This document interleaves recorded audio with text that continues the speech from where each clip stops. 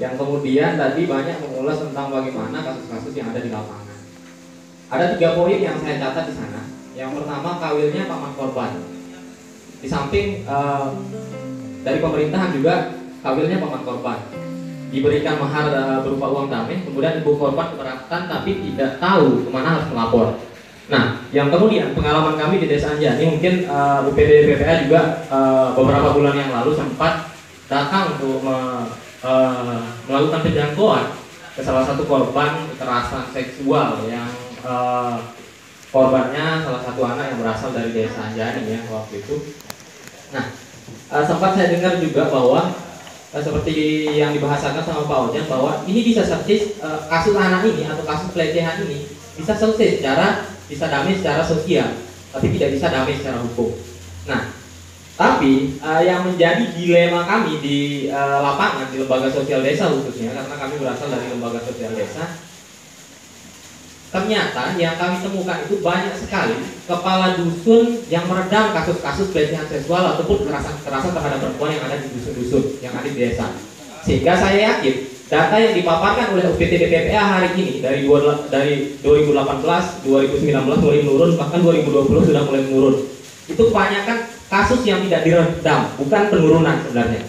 Tapi kebanyakan kasus yang diredam. Karena alasannya kenapa? Yang pertama, yang kami temukan, ini fakta lapangan. Yang pertama, kasus itu takut untuk bagaimana kasus ini langsung mencuat ke yang berwajib.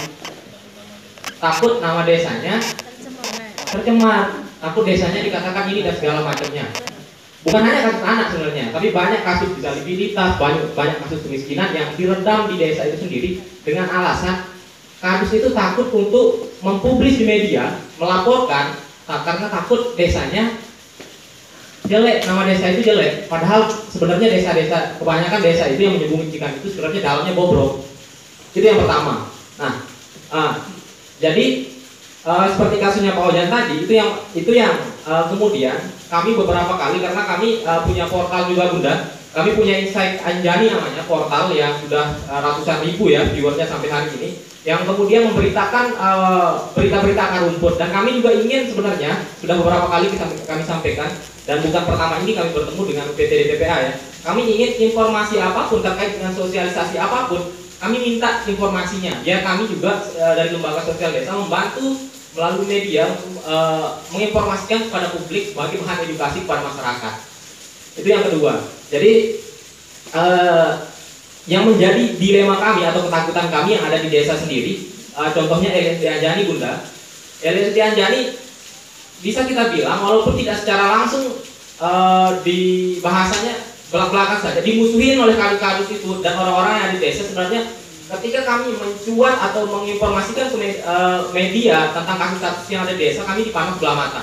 Bahkan kami di belakang kami sering mereka mulai tidak suka karena alasannya lembaga ini kok menjelekkan nama desa, lembaga ini kok terang-terangan untuk dan segala macamnya. Jadi kami ingin bahwa ya di samping informasi itu sendiri, mungkin kami perlu masukan dari UPT DPK sendiri atau DP3KB terkait dengan kedilemaan kami yang kemudian kok kadus atau orang-orang yang ada di desa ini takut untuk menjelekkan nama desa, sedangkan keadaan masyarakat itu benar-benar tidak sejahtera.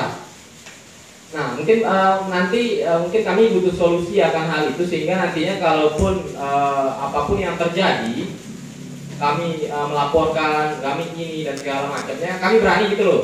Sehingga karena UPT DPPA misalnya bukan hanya melindungi perempuan dan anak, tapi juga membackup kami ya selaku orang-orang yang mengadvokasi keadaan-keadaan atau kondisi-kondisi yang ada di lapangan.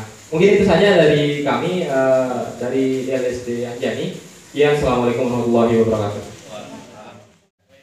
Tapi kalau berbicara tadi agama dengan adat itu menjadi kendala, bukan, ya, bukan.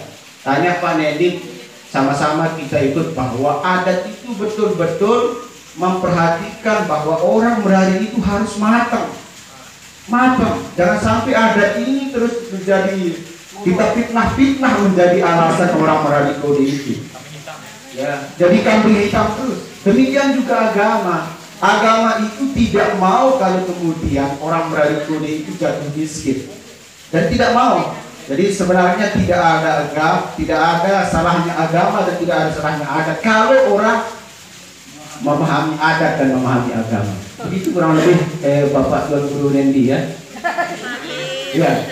Nah jadi itu, sekarang kita minta di samping bapak-bapak ibu-ibu di depan, ada beberapa orang yang difitnah di sini harus bersuara hari ini.